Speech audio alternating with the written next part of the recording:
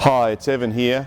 Today I'm going to look at this interpretation of a gentleman's press that I've just completed for a client. The client was very specific about what they wanted, sent through some images of historical gentleman's presses, and he really wanted some of those traditional functions in here, but in a slightly more contemporary piece and in keeping with our style.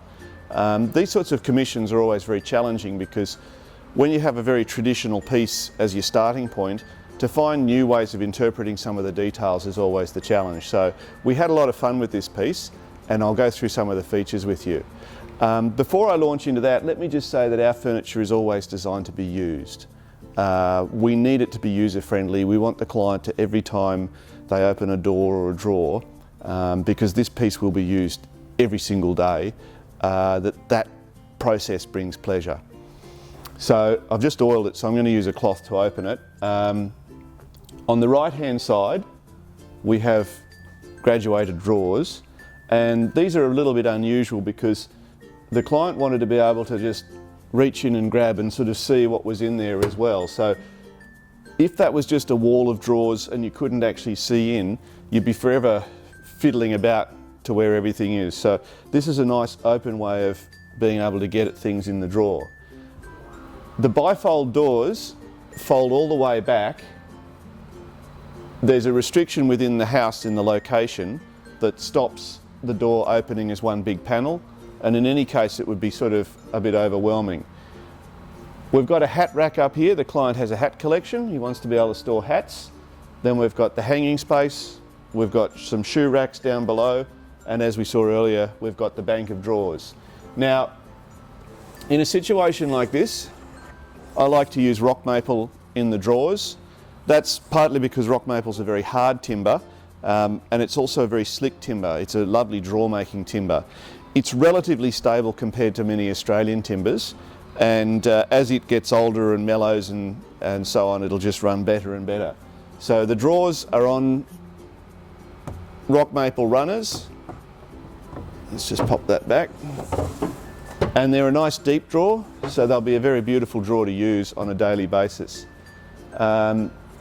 The hanging of the door is pretty sweet. As you can see, it's just held in with magnets and it just clicks itself closed. Same with the offside door.